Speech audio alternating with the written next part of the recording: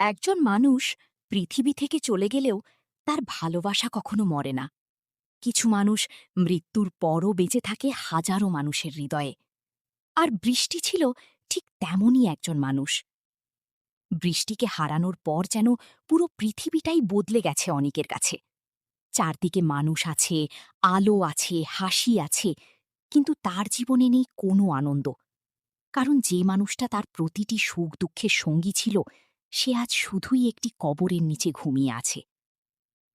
প্রতিদিন ভোর হলে অনেক একগুচ্ছ সাদা গোলাপ নিয়ে বৃষ্টির কবরের সামনে এসে দাঁড়ায়। অনেকক্ষণ চুপচাপ তাকিয়ে থাকে, তারপর কাঁপা গলায় বলে, বৃষ্টি, তুমি তো বলেছিলে আমাদের সন্তানকে কোলে নিয়ে তুমি আমাকে বাবা বলে ডাকতে শুনবে।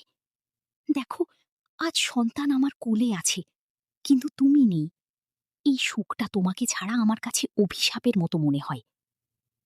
চোখের জল আর ধরে রাখতে পারে না অনিক। এদিকে মেঘলা দূর থেকে সবকিছু দেখে।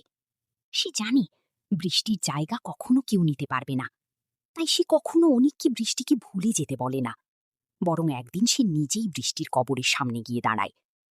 মেঘলা ধীরে ধীরে বলে, বৃষ্টি, আমি তোমাকে কোনোদিন প্রতিদ্বন্দ্বী ভাবিনি। তুমি আমার সংসার বাঁচিয়ে দিয়ে নিজের জীবন দিয়ে গেছ। আমি কথা দিচ্ছি, তোমার সন্তানের মতো করেই আমি এই শিশুটাকে মানুষ করব। ঠিক তখনই শিশুটি হঠাৎ মুচকি হেসে ওঠে। অনেক অবাক হয়ে বলে, দেখেছ মেঘলা, মনে হচ্ছে বৃষ্টি আমাদের কথাগুলো শুনছে।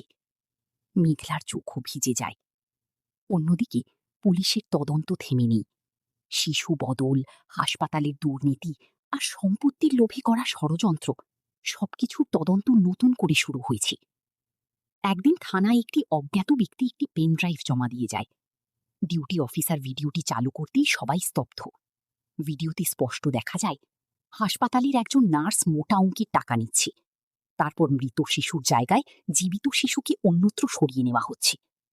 ভিডিওর শেষ মুহূর্তে দেখা যায় একজন মুখোশধারী ব্যক্তি পুরো ঘটনার নির্দেশ দিচ্ছে, কিন্তু তার মুখ দেখা যায় না। তদন্ত কর্মকর্তা টেবিলে হাত মেরে বলে, এই লোকটাকেই খুঁজে বের করতে হবে, এই পুরো চক্রের মূল হোতা। এদিকে জেলে বসেও অনেকের চাচা নিশ্চিন্ত নয়। রাতের অন্ধকারে একজন রহস্যময় ব্যক্তি তার সঙ্গে দেখা করতে আসে। সে নিচু গলায় বলে, ভয় পেও না, তোমাদের আমি বের করে আনব, তবে একটা শর্ত আছে। চাচা অবাক হয়ে জিজ্ঞেস করি, কি শর্ত? লোকটি ঠান্ডা হাসি দিয়ে বলে, অনেকের জীবনটা শেষ করে দিতে হবে। চাচার চোখে আবার লোভ জেগে ওঠে। এদিকে অনেক সিদ্ধান্ত নেয় বৃষ্টির শেষ ইচ্ছা সে পূরণ করবেই। বৃষ্টির নামে একটি ফাউন্ডেশন তৈরি করা হবে, যেখানে গরিব মানুষের সন্তান জন্মদানের চিকিৎসা সম্পূর্ণ বিনামূল্যে করানো হবে। উদ্বোধনের দিন শত শত মানুষ উপস্থিত হয়। মঞ্চে উঠে অনেক বলে, আজ আমি যে মানুষ, তার পেছনে দুইজন নারীর অবদান সবচেয়ে বেশি। একজন আমার বর্তমান, আর একজন আমার জীবনের সবচেয়ে বড় ত্যাগ। আজকের এই প্রতিষ্ঠান সেই মানুষটির নামে, যে নিজের জীবন দিয়ে অন্যের সংসার বাঁচিয়ে গেছে, বৃষ্টি। পুরো হলরুম করতালিতে মুখরিত হয়ে ওঠে। বৃষ্টির বাবা মায়ের চোখ ভিজে যায়। ঠিক তখনই দূরে দাঁড়িয়ে থাকা এক ব্যক্তি সবকিছু দেখছিল। সে মোবাইল বের করে কারো কাছে ফোন দেয়। বস, অনেক এখন আগের থেকেও শক্তিশালী হয়ে গেছে। ওপাশ থেকে একটি ঠান্ডা কণ্ঠ ভেসে আসি, শক্তিশালী মানুষকে হারাতে হলে তার সবচেয়ে দুর্বল জায়গায় আঘাত করতে হয়। লোকটি জিজ্ঞেস করে, তাহলে এখন কি করব? ওপাশ থেকে উত্তর আসি, ও সন্তানকে নজরে রাখো, এবার খেলাটা হবে সন্তানের মাধ্যমে। লোকটি মুচকি হেসে ফোন কেটে দেয়। ক্যামেরা ধীরে ধীরে তার মুখের দিকে জুম হয়, কিন্তু শেষ মুহূর্তেও তার পরিচয় দেখানো হয় না। শুধু তার চোখে প্রতিশোধের আগুন জ্বলতে থাকে। বৃষ্টির মৃত্যুর পর কি সত্যি সব শেষ হয়ে গেছে, নাকি এটাই ছিল আরো বড় ঝড়ের শুরু? কি সেই রহস্যময় ব্যক্তি?